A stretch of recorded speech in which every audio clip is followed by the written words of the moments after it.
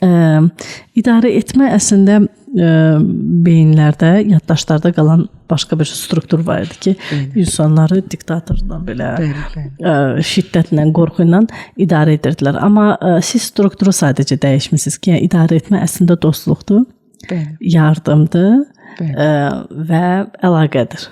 Belə olduqda, əgər o deyirsə idarə etmə budursa, okey, mən razıyam. Qalxanlarını salır da aşağı eləmir ki. Bəli, mən hazıram. Yəni mən hazıram, mən istəyirəm, birlikdəyəm, əməkdaşlığa hazıram, güclərimizi birləşdirək. Bu günləri insan tək nə qədər güclü ola bilər və öz potensialını, belə deyək, biz təkcə özümüzə yox, həm də cəmiyyətə yararlı olmaq istəyirik. Biz həm də cəmiyyətdə insanlara kömək eləmək istəyirik. Bu zaman güclərin birləşdirilməyinə ehtiyac var. Çünki bir söz var, tək əldən səs çıxmaz. Doğru. Və biz komanda şəklində, həmən o kütlə şəklində birləşdiririk güclərimizi ki, özümüzə və başqalarına daha çox kömək edək. Belə görürəm. Əslində çox düzgün, doğru yanaşmadır. Bəs Afət xanım, hansı qadınlar həyatlarına toxunmusunuz ki, onların hekayəsi bu gün də sizin gözlərinizi doldurur?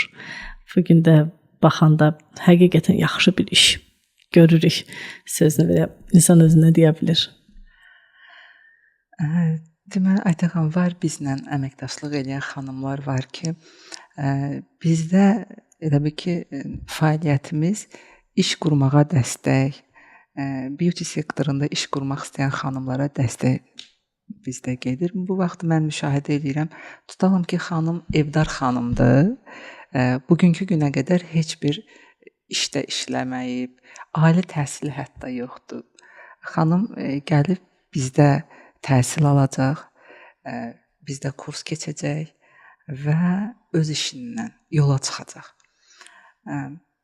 Belə hallar olubdur ki, xanım gəlib dediyim şəkildə 1-2 aydan sonra şirkətimizdə öyrənib, bizim təlimçilərimiz necə lazımdır, bizim həmən xanımımızı hazırlayıb.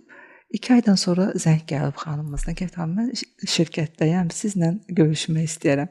Aytən xanım, mən xanımı görəndə yadımdadır, lift açıldı, mən xanıma belə baxdım, mən gözlərimə inanmadım. Çox sevindim. 2 ay, cəmi 2 ay içərisində xanım tamam başqa bir xanıma çevrilmişdi. Artıq o özgüvənli iş xanımı idi. Belə sürətli inkişafa açıq olan insanlarımız da var ki, elə həddindən çox zamana ehtiyac olmadan sıçrayış edirlər sanki. Düşünürəm ki, hazır olublar əslində. Hazır olublar, bəli. Dəyişimə hazır olmaq istəyənlər keçə bilir. Sürətli keçid edə bilirlər. Hazır olmayanlar isə zamana ehtiyac olur. Bir də orada istək önəmlidir. Nə dərəcədə inkişafa istəyi var insanın? İnsan ümumiyyətlə inkişaf etmək istəyirmi? Bu sualdır. Hər adam onu istəmədiyini müşahidə eləmişəm. İstəməyə də bilir. İstəməyə də bilir. Doğru. Olduğu vəziyyətdən razı deyil. Bəli. Amma istəmir də. Burada bilirik, insan olaraq bizim bir də tənbəl tərəfimiz var. Etiraf eləməliyik. Bir inkişaf üçün onun üzərinə gedirik.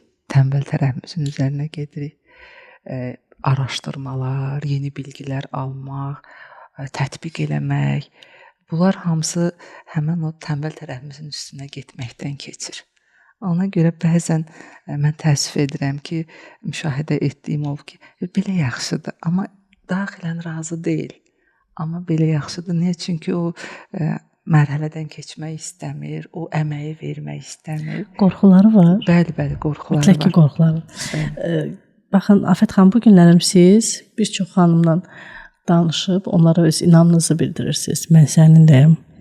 Biz bu yola birgə çıxaq deyirsiniz. Bəs Afət xanımın özünə bu yolda xanım kömək olub, yoxsa necə? Mən dəvət aldım fəaliyyətlə bağlı. Şirkətdə yeni bir layihənin inkişafını istədilər. Və həmən vaxtı bizdə bəy idi mənə təklif edən. Artıq təlimlərində iştirak elədiyim, sağ olsun, müəllim deyə biləcəyim şəxslərdən biri idi. Zahid müəllim. Zahid müəllim mənim müəllim deyəcəyim şəxslərdən biridir. Zahid müəllim ilk dəfə mənə bu təklifi verdi və şirkətə də layihə ilə bağlı mütəxəssis lazım idi ki, bu yola çıxsınlar. Çünki yeni bir şirkətimizdə olmayan bir layihə işlənmək lazım idi. Bu şəkildə biz başlamışıq. İlk dəfə İlk dəfə bir bəy sizi dəvət edib.